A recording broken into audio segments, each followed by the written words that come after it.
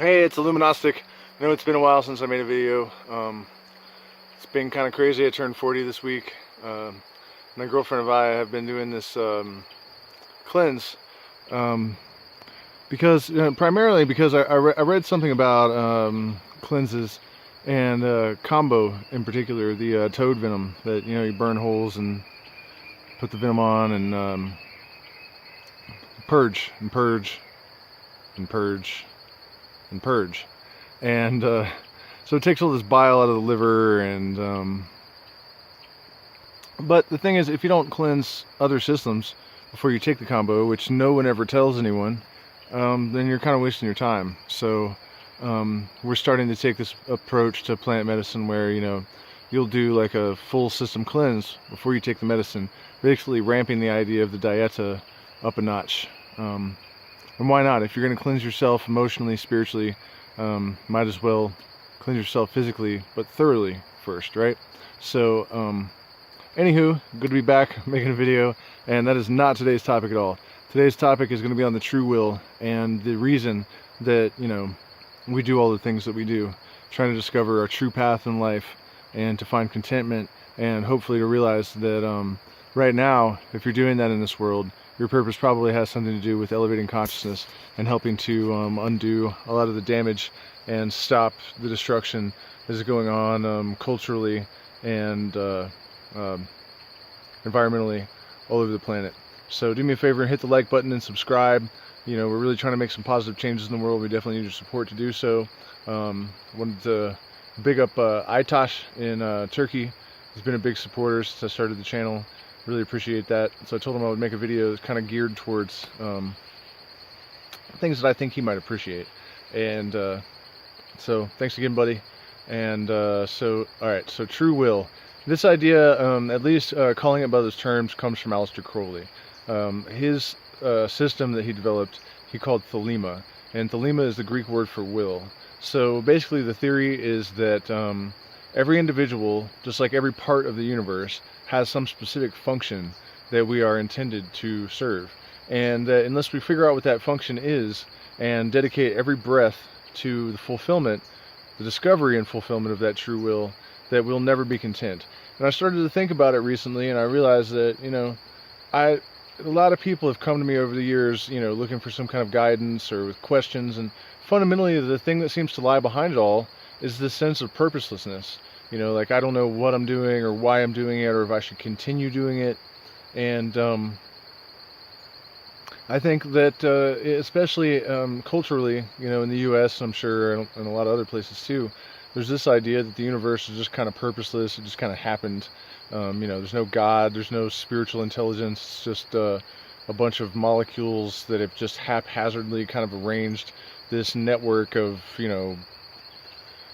give me a break, I would say. I mean, there's on one level that's true, but I don't think that's the whole truth.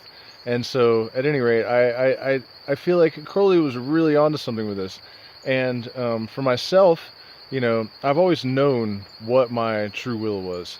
I've always known that, I was here to encourage people to think more deeply, to, allow for experiences outside of the box.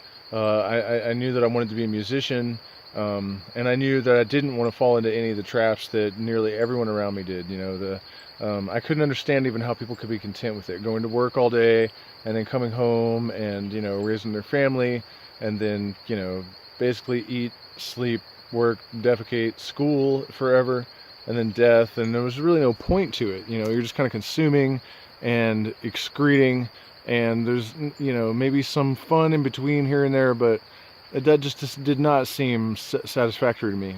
And this, sort of atheistic attitude, although I can understand the rejection of all the religions, very easily, I couldn't believe that, there was nothing, no sort of divine intellectuality of some kind out there.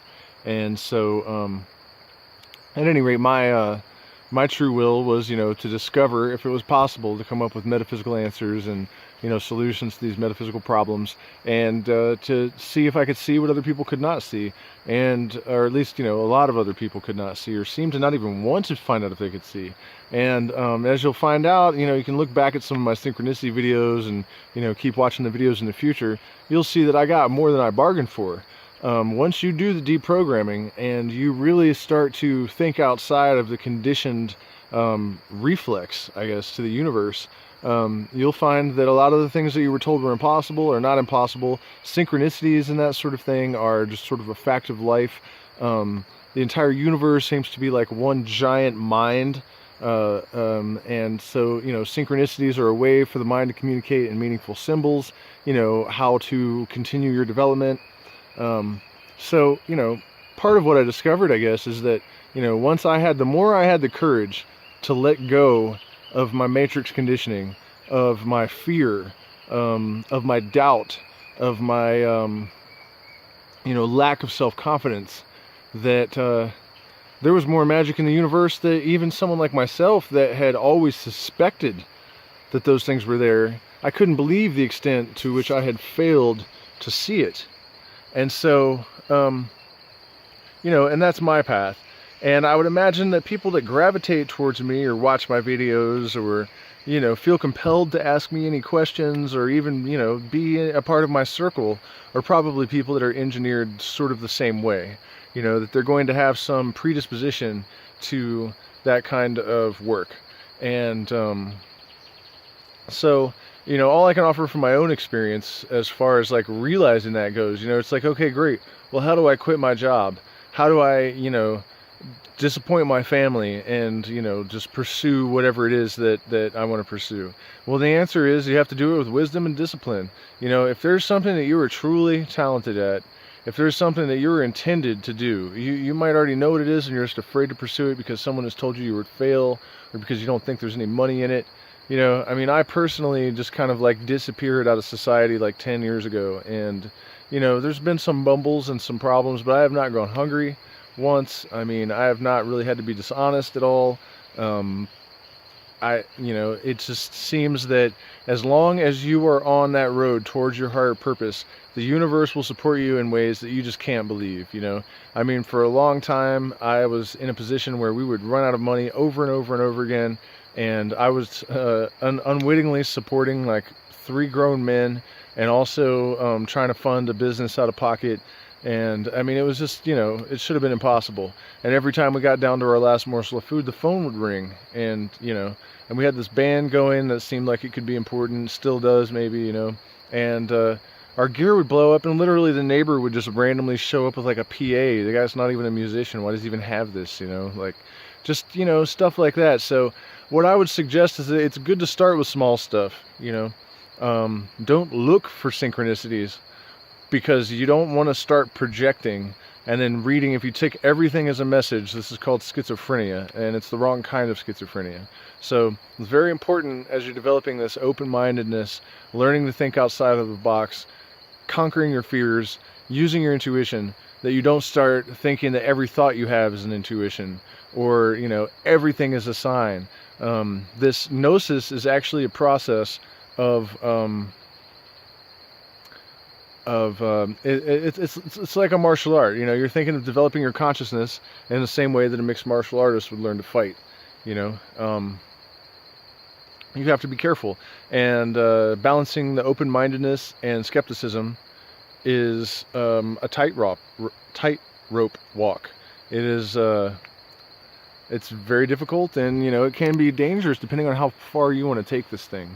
So the tools in your bag are obviously, all of the most effective tools from the spiritual traditions. I always talk about pranayama, plant medicine, obviously, but there's another element, which is self-mastery.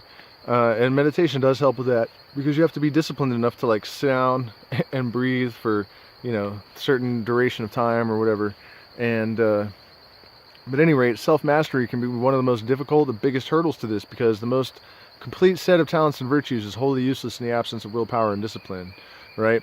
So even if you're able to go out there and find these great spiritual truths, liberate yourself from fear, realize what your true will is, if you don't have the self-discipline to make something of it all, then it doesn't matter. You know, the most complete set of talents and virtues is wholly useless in the absence of willpower and discipline. That's one of the most important things that you'll ever hear, you know. So, you know, aside from that, fearlessness, you know, there's a good video I made about synchronicity, conquering fear. And, you know, I explained basically how if you do not have an energy in you, you will not attract that energy to you. So absolute fearlessness is, you know, integral as well.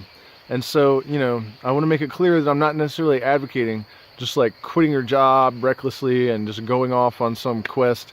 But I am saying that if you start to build the faith, if you start to develop the skills, if you start to look for your talents, you can liberate yourself from the matrix that you feel trapped in. If you're in the wrong part of the world, find a way to get out of the world.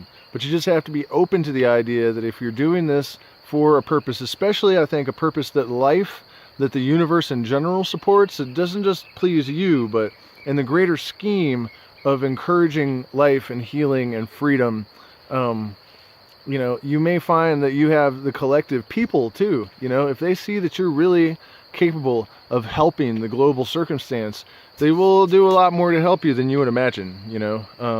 And I think there's like a subconscious connection because, you know, we're all on a telepathic biofeedback kind of loop all the time. We have biophotons, little packets of light showering each other.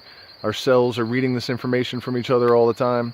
I mean, you know, there's just so much more going on. And life, you know, the universe, the consciousness that drives evolution, you know, it is working within us all, working with everything, working between people in order to, you know, I mean, I don't think the plant really wants to kill all the humans. You know, I think it would rather see us figure out how to live harmoniously because it generally supports life, you know. But if we insist, que sera, sera. So I hope that was helpful. I'm going to have to wrap it up just because I'm losing the sunlight.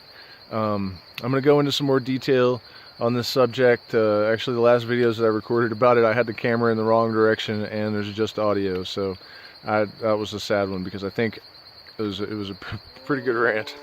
But the next video I'm going to do, just to get off of this topic for a minute, is going to go back to ayahuasca and the star tribes. We're going to talk about aliens, interdimensional beings, and a meeting I had with some Native American spiritual leaders in New Mexico about 10 years ago, called the Galactic, you know what, I don't even know what they're called. Let's just call them the Star Tribe.